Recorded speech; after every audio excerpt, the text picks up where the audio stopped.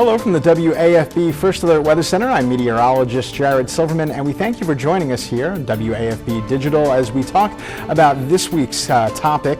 We talked a lot about climate over the past 2 weeks, and this time we are still talking about that, but we're zeroing in on severe weather, which of course we have definitely had more than our fair share over the previous few weeks. Starting with some of the pictures you'll remember from last week, the tornado that touched down in Palmetto, Louisiana, which is just north of Opelousas, that of course touching down as a serious tornado, an EF2, and you see the devastation that was done over there. Of course, this is a picture from Weather Nation. Of course, we had a lot of stuff closer to home, though. Downed power lines all over the downtown area, this taken at Capitol Heights, and then this one by Entergy. That was the infamous picture near Airline and Highland, where all the high-power T's started leaning down after the wind blew through, and it was definitely a big-time severe thunderstorm that moved through our area.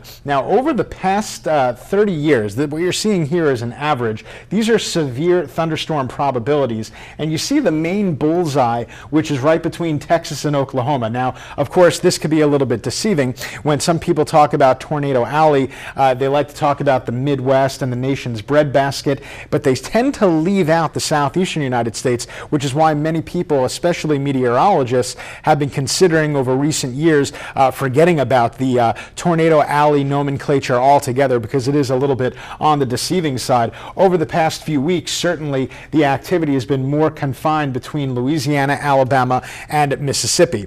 Speaking of tornadoes, this graphic you see here from NOAA is specifically on tornado watches. So everything that you see here across the southeastern United States, these are the tornado watches that have been issued so far this year. So this begins January 2021 through the past few months, and you can see very clearly all of the pink, all of the coloration is down to the southeastern United States. So the tornado watches that have been issued by the Weather Service this year so far have really been concentrated in the northern parts of Alabama, Mississippi, the southern part of Tennessee, the eastern part of Arkansas, and it does also involve a big deal of the state of Louisiana, not only Texas and over to Florida as well. Of course, our severe weather season here goes through May. Sometimes it can even bleed a little bit into June, and as we talked in our last edition a week ago, how the Hurricane Center is about to put out their prediction. Colorado State University put their prediction out, and we are expecting it to be above normal hurricane season too.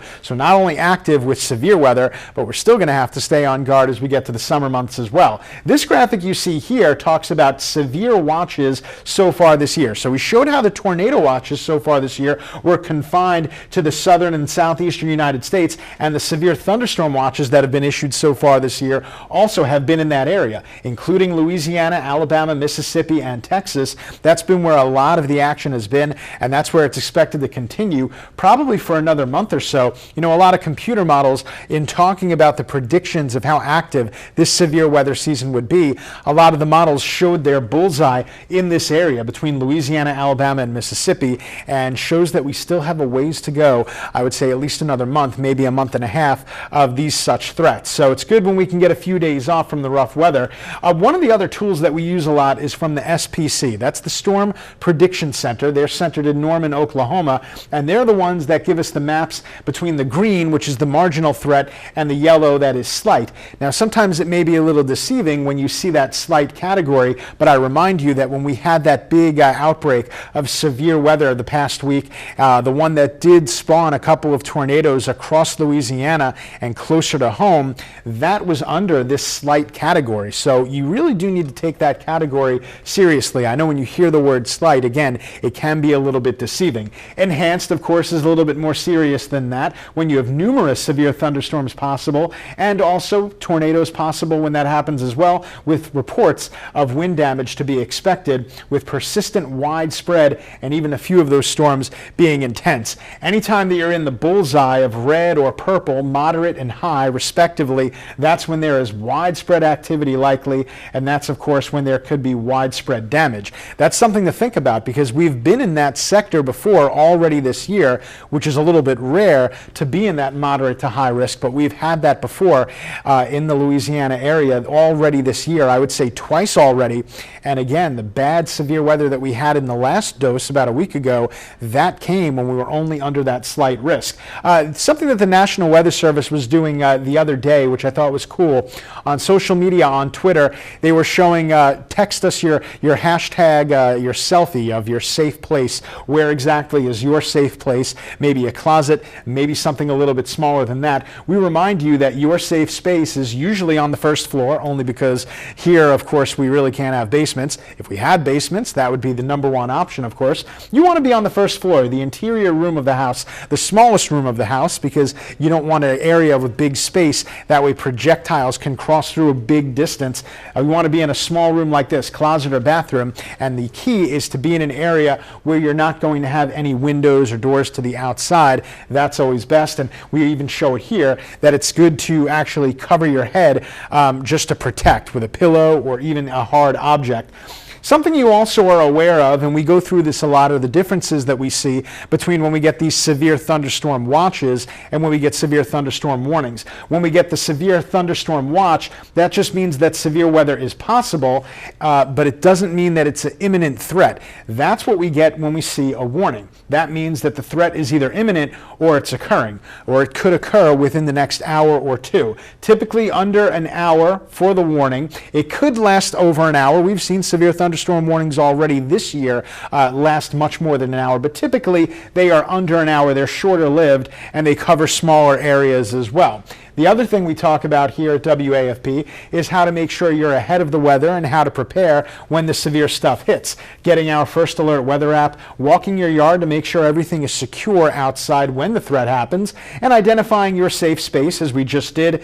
And if your mobile home is your safe space, you may want to think of a contingency plan or at least a backup plan, because we definitely suggest more of a solid structure. And you want to move your vehicle under cover if you can. Some people don't have that privilege.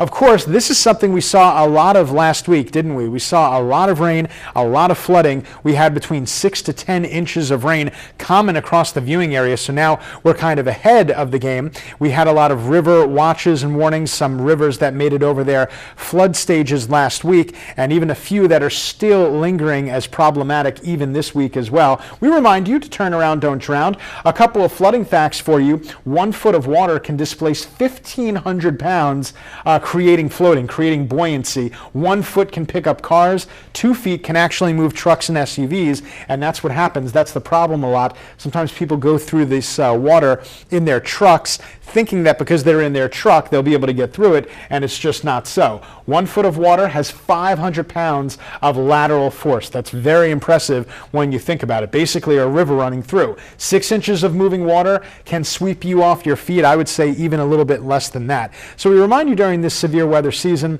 that it is definitely far from over. We probably have another month to month and a half, and then after that we'll have to worry about not only severe weather season wrapping up, but then we'll have to worry about the incoming hurricane season, which is expected to be a little bit above normal. Once again, I'm meteorologist Jared Silverman from WAFB. Take care until next time.